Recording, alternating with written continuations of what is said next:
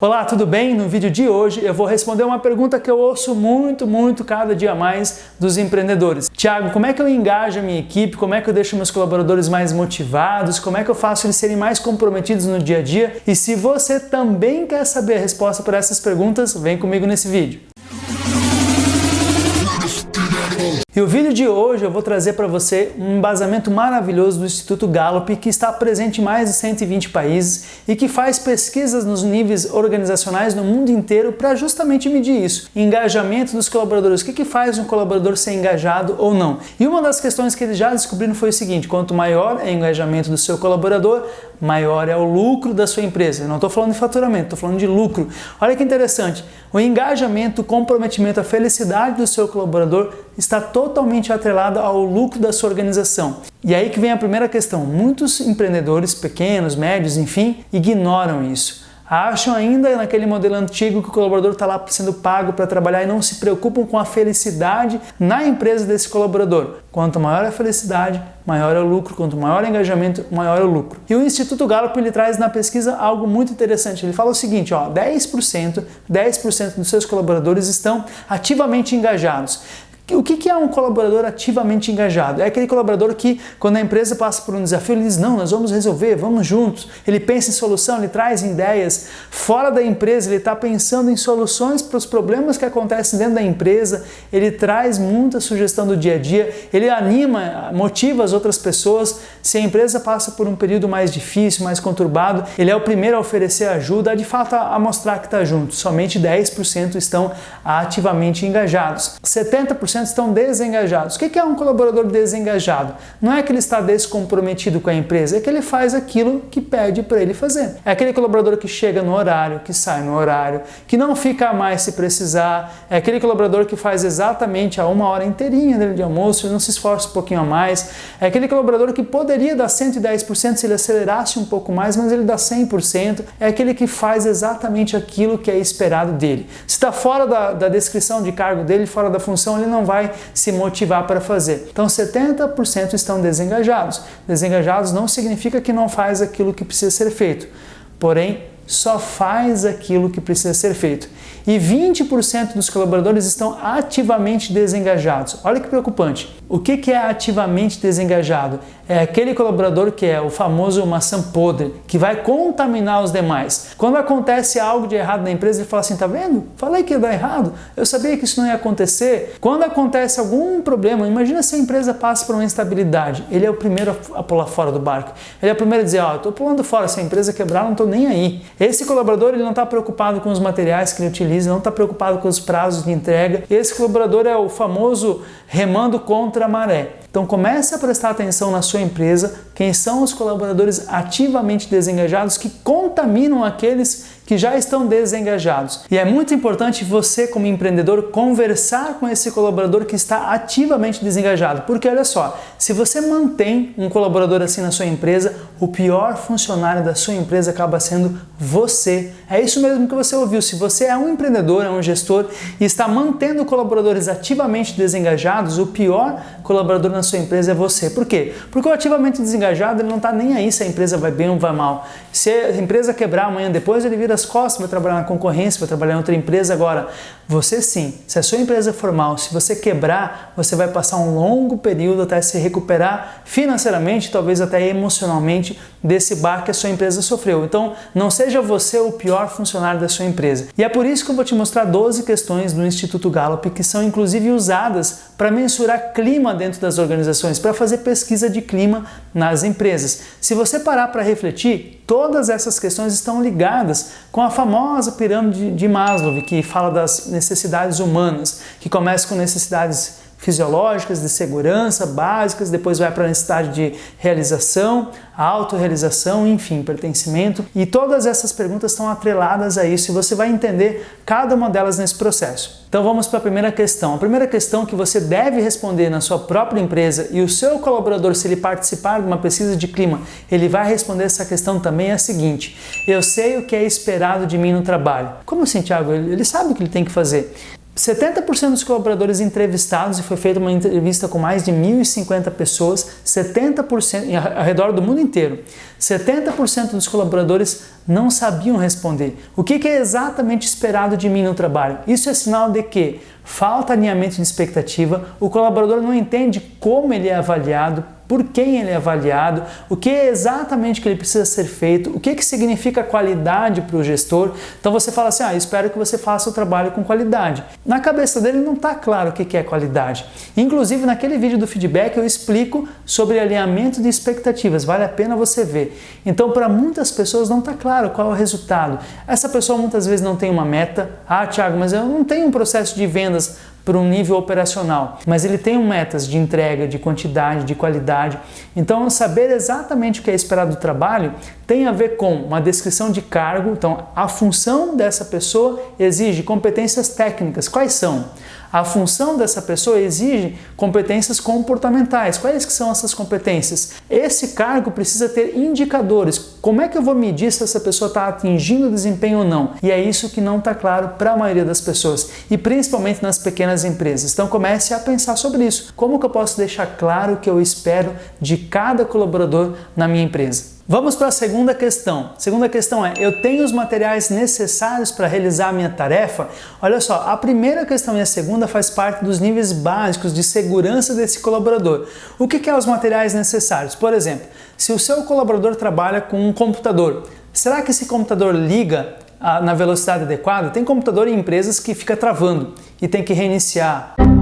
Dá um piripaque durante o dia no colaborador. Quanto tempo esse colaborador perde para ligar um simples computador? Ele precisa de internet, se ele é um designer, por exemplo, trabalha com internet, trabalha com processamento maior. Será que esse computador está o suficiente, desde o nível de processamento até a internet suficiente para ele realizar o trabalho dele bem feito? Às vezes esse colaborador não trabalha com computador, mas ele está num ambiente que é muito quente. E ali caberia um ar-condicionado e não tem um ar-condicionado. Ou tá com uma máquina, vamos pegar, por exemplo, uma máquina, seja numa confecção, uma máquina de costura, e essa máquina dá problema constantemente, e existe algo mais moderno no mercado. Será que o seu colaborador tem os equipamentos necessários para ele realizar uma boa entrega? Porque isso é muito importante, é um detalhe que passa muitas vezes despercebido para o pequeno empreendedor, mas que é fundamental para o bom andamento, para a realização daquele trabalho com qualidade desse colaborador. Então pare e pense, cada responsabilidade, cada atividade que você tem na tua empresa, será que o colaborador tem os equipamentos e materiais necessários, ou será que você está tentando fazer algum tipo de remendo, dar um jeitinho para fazer as coisas acontecerem? E a terceira questão para você pensar, o colaborador precisa entender, será que ele tem a capacidade, ou melhor, será que ele tem a oportunidade de fazer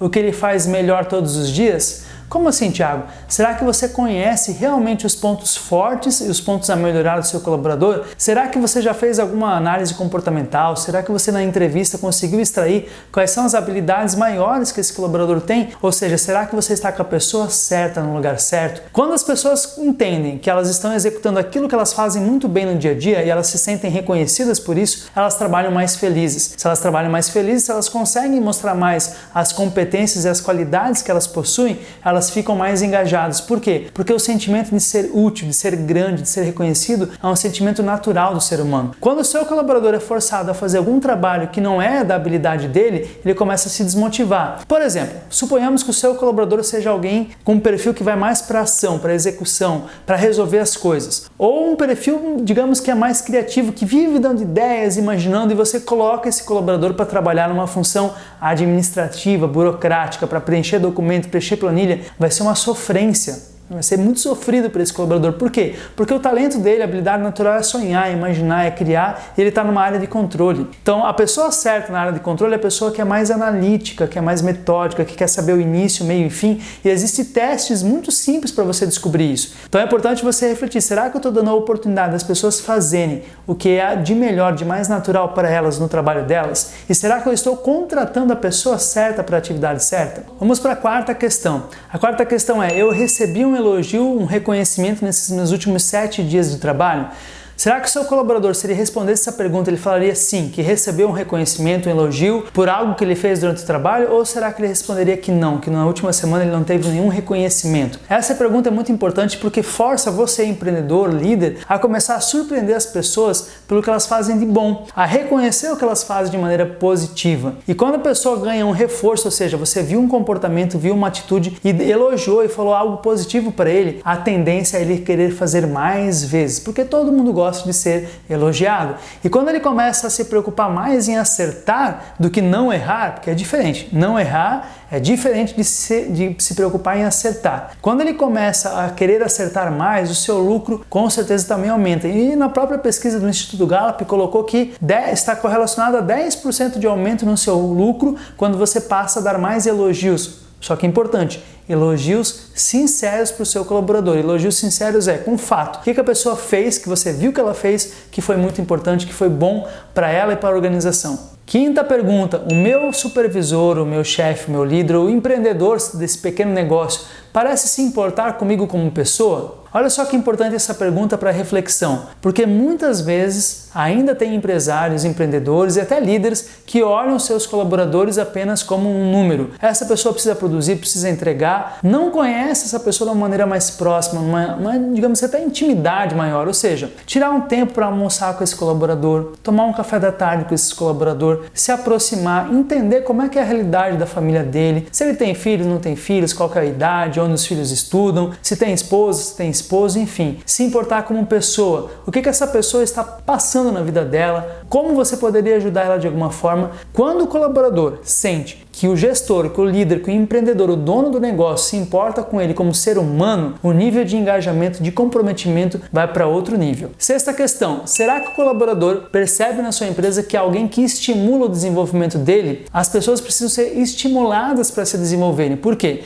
Porque desde pequeno, o modelo educacional, até dos pais, da escola, foi muito modelo de punição. Se você não estudar, você vai receber uma punição que é uma nota baixa na prova e vai reprovar. Se você fizer algo errado em casa, você vai talvez até apanhar, vai ficar de castigo. Então é muita punição e pouco estímulo para o desenvolvimento. E aí chega na organização, chega nas empresas, a empresa tem esse papel de estimularem as pessoas a se desenvolverem. E talvez você se pergunte, mas Thiago, como é que eu posso fazer isso? A minha empresa, ela não tem espaço para crescer, só tem eu como dono da empresa, não tem diretor, não tem gerente, não tem encarregado. Você não necessariamente precisa criar cargos dentro da sua empresa para que o colaborador sinta que ele está se desenvolvendo, que ele está crescendo. Você pode estimular isso de diversas maneiras, como por exemplo, dando mais responsabilidades para ele, envolvendo ele em outras atividades que ele perceba que está aumentando as habilidades, desenvolvendo habilidades. E claro, se ele aumentou as responsabilidades, aumentou o nível de entrega, você também deve reconhecer até salarialmente de uma forma melhor esse colaborador. Além disso, você pode estimular a troca, ou seja, o desenvolvimento entre os próprios colaboradores. De repente fazer um dia da cultura. Um colaborador traz de forma aleatória um artigo, um livro que leu, algo para comentar. E todos vão estar procurando, estudando algo para que possa contribuir e compartilhar com os demais. Isso por si só cria esse movimento de desenvolvimento. Você criar algum programa na sua empresa que estimule os colaboradores a voltarem a estudar. Tudo isso faz parte de sentir que a empresa está preocupada, está estimulando o desenvolvimento. Seja até uma biblioteca dentro da sua empresa, uma mini biblioteca onde o colaborador pega o livro emprestado, devolve, enfim, e à medida que ele vai lendo, você vai premiando ele de alguma forma. Então olha só quanta coisa você como um pequeno empreendedor, como empreendedor, pode fazer para que estimule o seu colaborador a se desenvolver. Só que pouquíssimas pessoas, pouquíssimos empreendedores fazem isso. Por quê? Porque é claro que isso exige energia, tempo, atenção do dono. Agora é proporcional. Quanto mais energia, mais tempo, mais atenção você der para as pessoas da sua empresa, mais elas vão estar engajadas e maior vai ser o seu lucro. Vamos para a sétima questão. A sétima questão é, será que na sua empresa o colaborador sente que a opinião dele, percebe que a opinião dele é levada em consideração? Ah, Thiago, mas peraí, às vezes meus colaboradores vêm com umas ideias absurdas. Levar a opinião em consideração, respeitar a opinião dele não significa implementar a ideia, mas que quando ele traz uma sugestão, quando ele traz uma opinião, você acolha isso. E você reconhece, olha, muito obrigado, muito importante você de fato contribuir, a gente vai analisar e vai analisar por causa disso, por causa daquilo. E se você decidir não implementar, chama ele, quero te dizer o seguinte, aquela ideia que você deu foi uma ideia maravilhosa. Nesse momento a gente não vai poder implementar por causa disso, disso, daquilo, mas a gente, através daquela ideia, teve outra possibilidade que a gente não tinha pensado antes, ou seja, o colaborador perceber que você deu uma tratativa adequada para aquela sugestão. Que quando o colaborador traz uma ideia, se você não está nem aí, se você não leva isso em consideração, ele para de dar ideias. E assim, muitos colaboradores nem começam a dar ideias se você não estimular isso. Então pense, que tipo de programa você pode estimular na sua pequena empresa para os colaboradores começarem a pensar mais. Essa é uma das melhores formas de responder aquela velha necessidade. Nossa, meu colaborador não tem a visão de dono. Como é que você pode estimular o seu colaborador a ter sugestões, a ter mais ideias, a pensar como um dono? Você pode fazer isso criando um programa, ou seja, de cada ideia aqui sugerida e implementada, vocês vão ganhar um prêmio. Seja um café da manhã especial, seja um chocolate, seja algo que estimule as pessoas, que cria algo divertido, lúdico, para estimular as pessoas a darem sugestões para a empresa. Por quê? Quando você faz isso, o seu colaborador começa a virar como se fosse um radarzinho, né? Um radarzinho de identificar oportunidades de melhoria. E quando o seu colaborador começa a se preocupar com melhorias, a sua empresa começa a ir para um novo nível de desempenho no dia a dia. Vamos para a oitava questão.